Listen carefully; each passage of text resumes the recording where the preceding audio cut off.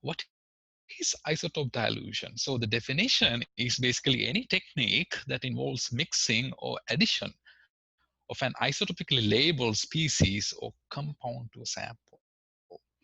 So isotope dilution in mass spectrometry to compare proteomes, if you use for typical comparison, where versus a genotype, you have proteins and peptides.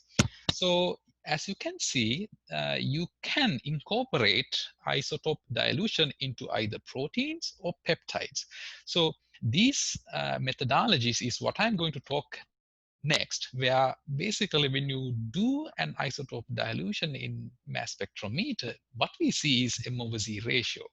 So isotopes have different mass values. So we can differentiate the signals in the M/Z x-axis, for instance, in here for this particular peptide. As you can see, there is a light value which is blue and a heavy one which is denoted in pink here. So either using the MS profile or the extracted ion profiles, you basically can relatively quantify in a single LC by isotope dilution. The very first one is called stable isotope labeling with amino acids in cell culture. So the primary idea here is basically you have two different cell cultures treated with either light arginine or the normal arginine, and the other one with heavy arginine. There are multiple ways you can incorporate heavy isotopes into cell cultures. You can use even lysine. Why arginine and lysine predominantly used is basically most proteomic experiments use trypsin-based digestion techniques. So the peptides that you get at the end of the digestion will have N-terminus arginine or lysine labeled with the heavy version. So you can basically mix the proteomes together to basically have nice separation in 3 Daltons. In this case, if you have lysine incorporated, you will have more Dalton separation, and to do the relative quantification.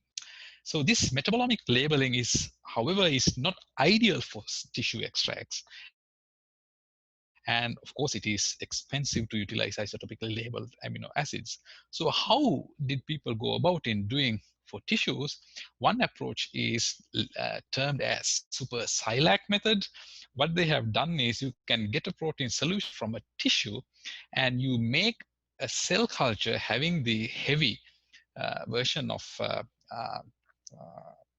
arginine there, and then mix together proteomics basically to compare.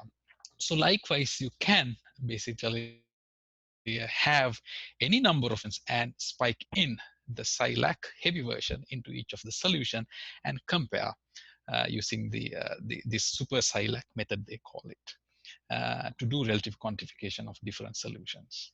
So does the labeling occur after digestion? So this is during the cell culture. So there are methods available that we do after digestion. So I'm going into those ones next slides actually. So this is done in the protein level. Yeah, so this would be a metabolic labeling approach. Yes. So in this case, if you're doing this in a cell culture, you add these heavy labeled amino acids, which have heavy isotopes of carbon and nitrogen. You add those into your cell culture media. And if you're doing this with a mouse, in this case, you're obviously going to do this with a model organism. We can also do this in yeast, but with a mouse, they actually introduce those heavy amino acids into the chow. Next method that people have about doing the isotope dilution is during the digestion.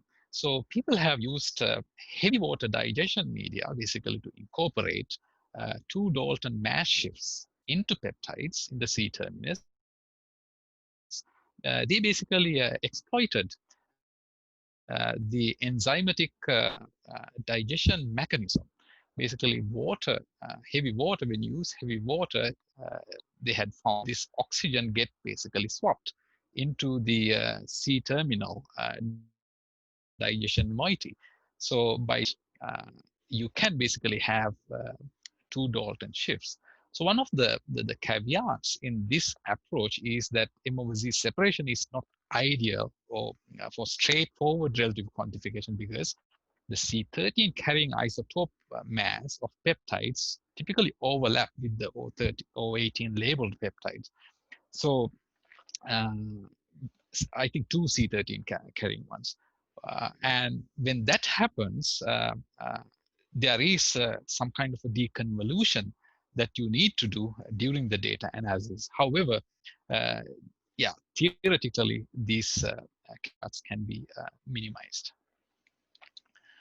The next approach is basically labeling the peptides, either in this particular workflow I'm showing here is peptides labeling with D-acetone and D6-acetone. It's basically amine terminus is reductively alkylated using acetone and using sodium cyanoborohydride as the catalytic moiety. So after mixing, you can separate phosphopeptides also and compare peptide levels. So it does give a 6 Dalton mass shift, which is quite nice to do the comparison straightforward. However, uh, uh, the instability and the toxicity of the reagents such as cyanoborohydride makes it a bit less popular among the community.